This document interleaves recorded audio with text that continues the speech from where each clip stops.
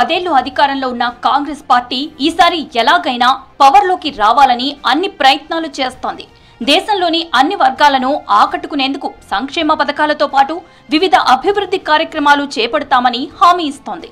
ఇందులో భాగంగానే ఆ పార్టీ లోక్సభ ఎన్నికల నేపథ్యంలో మేనిఫెస్టోను విడుదల చేసింది. న్యాయపత్రం పేరిట రూపొందించిన 48 పేజీల మేనిఫెస్టోలో ఖర్గే, రాహుల్ గాంధీ భారత్ జోడో న్యాయయాత్రకు సంబంధించిన ఫోటోలను ముద్రించారు. మేనిఫెస్టోలో సామాజిక సంక్షేమ పథకాలతో పాటు 25 గ్యారంటీలను కాంగ్రెస్ ప్రకటించింది. ప్రధానంగా ఉద్యోగాల కల్పన, సంపద సృష్టి, సంక్షేమ సూత్రాలపై మేనిఫెస్టో రూపొందించింది. కాంగ్రెస్ మేనిఫెస్టోలో 5 న్యాయ్ 25 గ్యారంటీ అంశానికి ప్రాధాన్యం ఇచ్చింది. యువత, రైతులు, మహిళలు, కార్మికులు, అణగారిన వర్గాల కోసం ఒక్కో వర్గానికి 5 గ్యారంటీల చొప్పున మొత్తం 25 గ్యారంటీలను మేనిఫెస్టోలో చేర్చింది. గత 10 ఏళ్లలో పెట్రోల్, డీజిల్ ధరలు బాగా పెరిగిన నేపథ్యంలో పెట్రోల్ ఉత్పత్తుల ధరలను తగ్గిస్తామని హామీ ఇచ్చింది.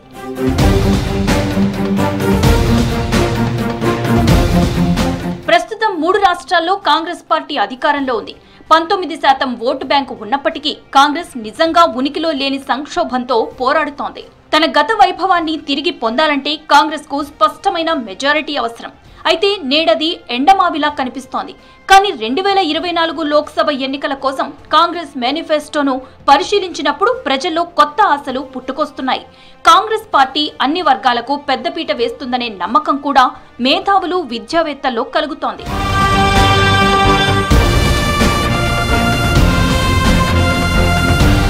ప్రస్తుతం పలు రాష్ట్రాల్లో కులగణన అంశం బాగా వినిపిస్తోంది. కులగణన చేపట్టాలనే డిమాండ్లు గట్టిగా వినిపిస్తున్నాయి. లోక్సభ ఎన్నికల నేపథ్యంలో ఈ అంశాన్ని తీసుకుంది కాంగ్రెస్. అందుకే కేంద్రంలో కాంగ్రెస్ అధికారంలోకి వస్తే దేశవ్యాప్తంగా కులగణన నిర్వహిస్తామని ఆ పార్టీ తన మేనిఫెస్టోలో స్పష్టంగా ప్రకటించింది. కులాలు, ఉపకులాల వారీగా జనాభాను లెక్కించి వారి సామాజిక, ఆర్థిక స్థితిగతులను గుర్తిస్తామని తెలిపింది. మరోవైపు కులగణన చేపట్టాలనే డిమాండ్ ప్రస్తుతం ఎన్డీఏ సర్కార్పై ఉన్న ఆ పని చేయడం లేదు మోదీ సర్కార్.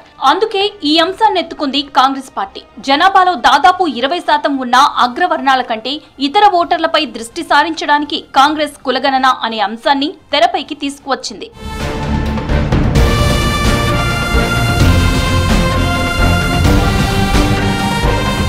ఈ ఏడాది పంజాబ్, రాజస్థాన్, హర్యానా రాష్ట్రాలకు చెందిన రైతులు ఢిల్లీలో నిరసన చేపట్టారు. తాము పండించే పంటకు కనీస మద్దతు ధర కల్పించాలని వారంతా ఎప్పటి నుంచో మోదీ సర్కార్ని డిమాండ్ చేస్తున్నారు. అయినా ఎన్డీఏ సర్కార్ వారి మొరను ఆలకించటం లేదు. రోజులు, నెలలు తరబడి రైతులు ఆందోళనలు, నిరసనలు చేపట్టినా ఇప్పటికీ వారి సమస్యలు, డిమాండ్లు పరిష్కారం కాలేదు. ఎంఎస్పీకి చట్టబద్ధమైన హామీతో పాటు పలు డిమాండ్లతో రైతు సంఘాలు ఢిల్లీకి పాదయాత్ర చేపట్టిన విషయం తెలిసిందే. స్వామినాథన్ కమిషన్ సిఫార్సులను అమలు చేయాలన్నది రైతుల ప్రధాన డిమాండ్. కమిషన్ సూచించిన ఫార్ములా ప్రకారం ఎంఎస్పీని నిర్ణయించాలని ఇప్పటికీ రైతులు కోరుతున్నారు. అందుకే కాంగ్రెస్ పార్టీ రైతు సమస్యలను పరిష్కరిస్తామని, పంటలకు కనీస మద్దతు ధర పక్కాగా అమలయ్యేలా చూస్తామని హామీ ఇచ్చింది. ఇందుకోసం ఎంఎస్పీకి పర్మనెంట్ లీగల్ గ్యారంటీ ఉండేలా చూస్తామని తెలిపింది. స్వామినాథన్ కమిషన్ సిఫార్సుల ప్రకారమే ప్రతి సంవత్సరం ఎంఎస్పీ ఫార్ములాను రూపొందిస్తామని హామీ ఇచ్చింది.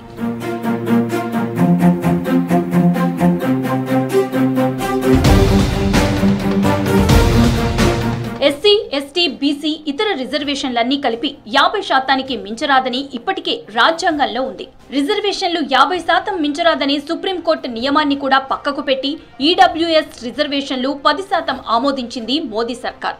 ఆర్థికంగా వెనుకబడిన వారికి విద్యా, ఉద్యోగాల్లో రిజర్వేషన్లు కల్పిస్తూ కేంద్ర ప్రభుత్వం గతంలో ఎకనామికల్లీ వీకర్ సెక్షన్ వారికి రిజర్వేషన్లు కల్పించింది. మొత్తం కోటాలో ఈడబ్ల్యూఎస్ కు 10% రిజర్వేషన్లు కల్పిస్తూ చట్టం చేసింది. అయితే ఈడబ్ల్యూఎస్ రిజర్వేషన్లపై ఎన్నో అనుమానాలు, సందేహాలు ఇప్పటికీ నెలకొని ఉన్నాయి. అయితే ఆ రాజ్యాంగాన్ని సవరించి 50% పరిమితిని ఎత్తివేస్తామని కాంగ్రెస్ హామీ ఇచ్చింది. ఆర్థికంగా బలహీనంగా ఉన్న వారి కోసం తెచ్చిన ఈడబ్ల్యూఎస్ రిజర్వేషన్ కేటగిరీలో ఎలాంటి కుల, మత వివక్ష లేకుండా అన్ని కులాలు, కమ్యూనిటీ వాళ్లకు ఉద్యోగాలు, విద్యా సంస్థల్లో 10% కోటా కల్పిస్తామని హామీ ఇచ్చింది.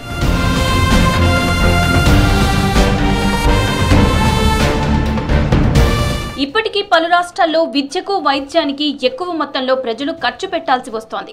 దీనివల్ల పేద, మధ్యతరగతి వారు ఆర్థికంగా చాలా ఇబ్బందులు పడుతున్నారు. సెంట్రల్లో తాము అధికారంలోకి వస్తే దేశమంతటా ప్రభుత్వ దవాఖానాల్లో యూనివర్సల్ హెల్త్ కేర్ స్కీమ్ను అమలు చేస్తామని కాంగ్రెస్ పార్టీ హామీ ఇచ్చింది. అంతేకాదు టెస్టులు, ఆపరేషన్లు, మందులతో సహా అన్ని వైద్య సేవలు ఉచితంగా అందిస్తామని తెలిపింది. రాజస్థాన్లో గత కాంగ్రెస్ ప్రభుత్వ హయాంలో అమలు చేసినట్లుగా డబ్బులు లేకుండానే 25 లక్షల హెల్త్ ఇన్సూరెన్స్ ను అందజేస్తామని చెబుతోంది. ఇది గనుక అమలైతే నిరుపేదలకు నాణ్యమైన వైద్యం అందే అవకాశం ఉంటుంది.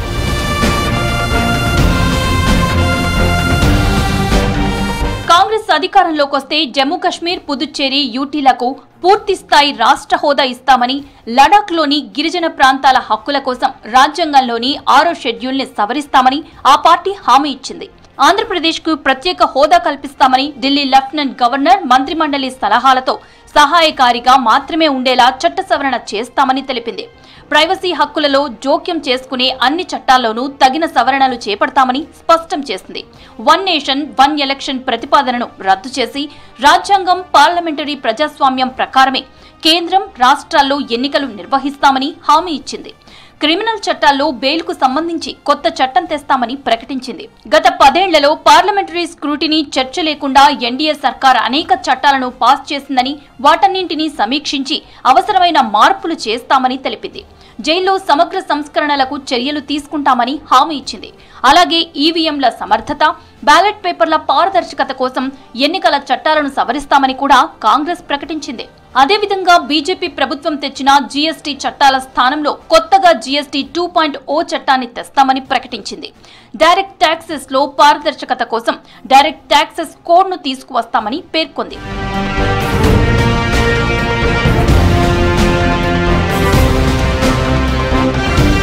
లోక్సభ ఎన్నికల్లో తాము గెలిస్తే ఉపాధి హామీ పథకం కింద రోజువారీ కూలీ 400 రూపాయలకు పెంచుతామని కాంగ్రెస్ ప్రకటించింది. ప్రభుత్వ ఆస్తులు, క్లాస్ రూమ్లు, లైబ్రరీలు, పీహెచ్సీల నిర్మాణాల్లోనూ ఉపాధి హామీ కూలీలను వినియోగించుకుంటామని తెలిపింది. పట్టణాల్లోనూ ఉపాధి హామీ తరహా కార్యక్రమం అమలు చేస్తామని, అర్బన్ ఇన్ఫ్రాస్ట్రక్చర్ సృష్టికి ఈ పథకాన్ని వాడుకుంటామని హామీ ఇచ్చింది.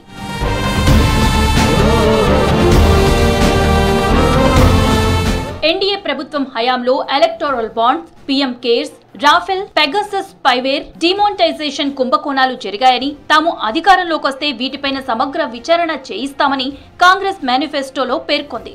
ఇంటెలిజెన్స్ ఫెయిల్యూర్స్ పైన పూర్తిస్థాయి విచారణ చేస్తామని తెలిపింది. హేట్ క్రైమ్స్, బుల్డోజింగ్ జస్టిస్ వంటి వాటికి చెక్ పెడతామని హామీ ఇచ్చింది.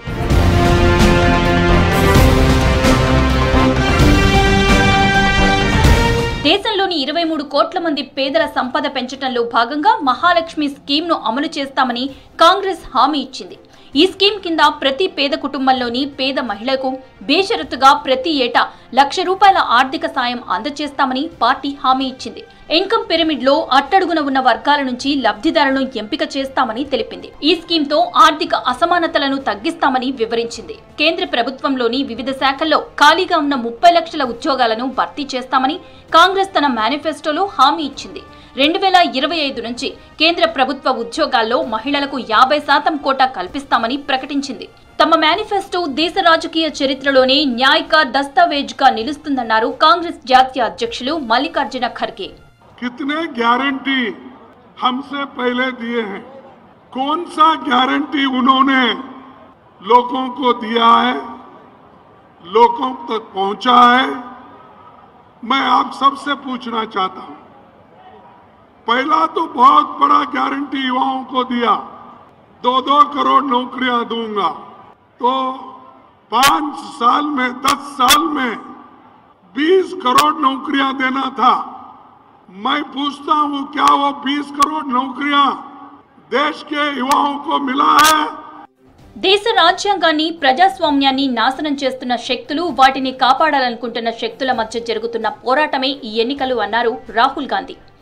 तो उसमें साफ दिख जाता है कि नरेंद्र मोदी जी ने, बीजेपी ने एक प्रकार से पॉलिटिकल फंडिंग एक्सटॉर्शन से, प्रेशर से बनाई है।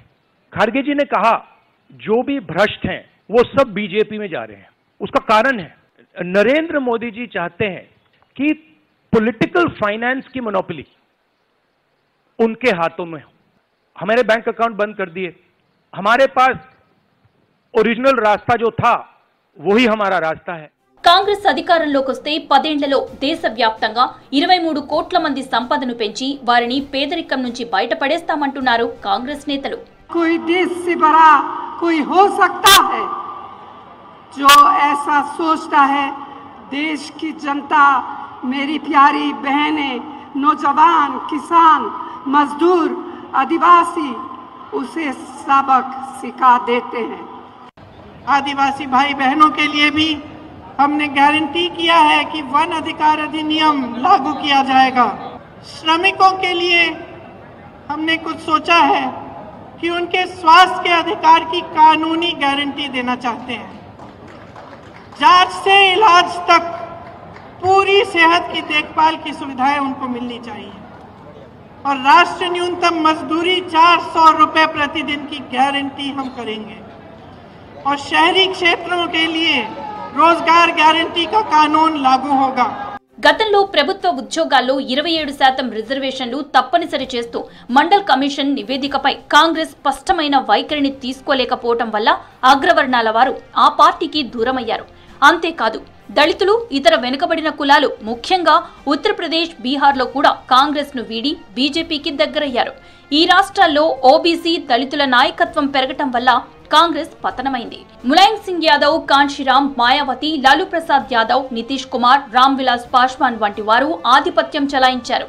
బాబ్రీ మసీదు కూల్చివేత ఫలితంగా ముస్లింలు కూడా కాంగ్రెస్ కి దూరమయ్యారు.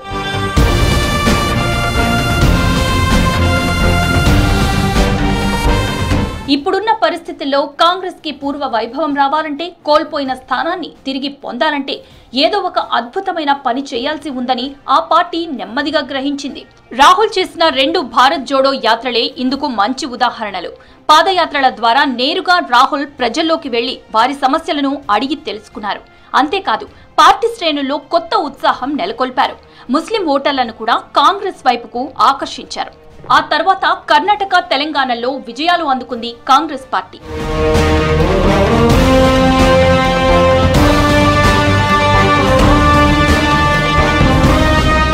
నార్త్ ఇండియాలో జరిగిన అన్ని పార్లమెంటరీ ఎన్నికల్లో బీజేపీ 50% కంటే ఎక్కువ ఓట్లను సాధించింది. ఇక్కడ ఆధిపత్య అగ్రవర్ణాలు ఎక్కువగా బీజేపీకి మారాయి. Centre for the study of developing society survey ప్రకారం బ్రాహ్మణులు, ఠాకూర్లు, బనియాలతో సహా అగ్రవర్ణ ఓటర్లలో 80% కంటే ఎక్కువ మంది బీజేపీకి ఓట్లు వేశారు. ఓబీసీలు, దళితుల మధ్య కూడా బీజేపీ దూసుకుపోయింది. కాంగ్రెస్ తన సామాజిక పునాదిని మళ్లీ ఆవిష్కరించుకోవాల్సిన అవసరం ఉందని గ్రహించింది. సామాజిక న్యాయ రాజకీయాలు మాత్రమే హిందుత్వం ఎదుగుదలను ఎదుర్కోగలవని అర్థం చేసుకుంది.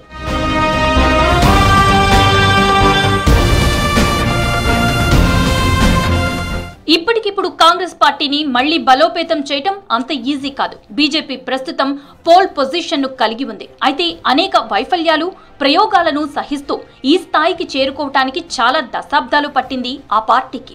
10 ఏళ్ల అనిశ్చితి, గందరగోళం తర్వాత ఎట్టకేలకు పార్టీ నిర్ణీత దృక్పథంతో స్పష్టమైన మార్గాన్ని ఎంచుకున్నట్లు కాంగ్రెస్ మేనిఫెస్టో సూచిస్తోంది.